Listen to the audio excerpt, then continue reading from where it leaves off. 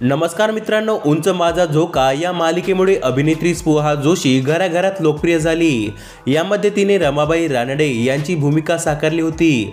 अग्निहोत्र, एका लग्नाची तिसरी गोष्ट अशा अनेक गाजलेल्या मालिकांमधून स्पृहाने आपल्या अभिनयाचा ठसा उमटवला आहे।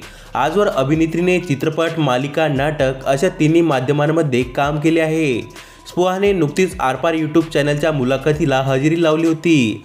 यावेळी तिने अनेक विषयांवर आपलं स्पष्ट मत मांडलं आहे।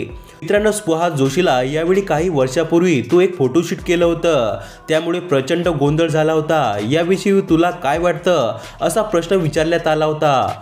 अभिनेत्रीने यावर आपलं मत मांडताना सांगते की हे साधारण 5 ते 6 वर्षापूर्वीची गोष्ट आहे। मुळात जेव्हा मी फोटोशूट केलं होतं त्यात फार काही रिव्हिलिंग नव्हतं।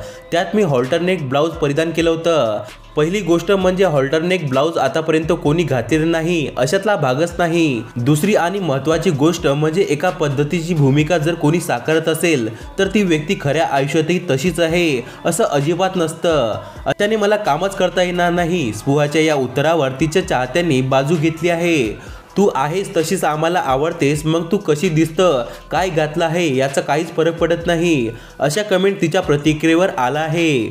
तर मित्रांनो, तुम्हाला स्पृहा जोशी ही अभिनेत्री आवडते का? आम्हाला कमेंट करून नक्की सांगा।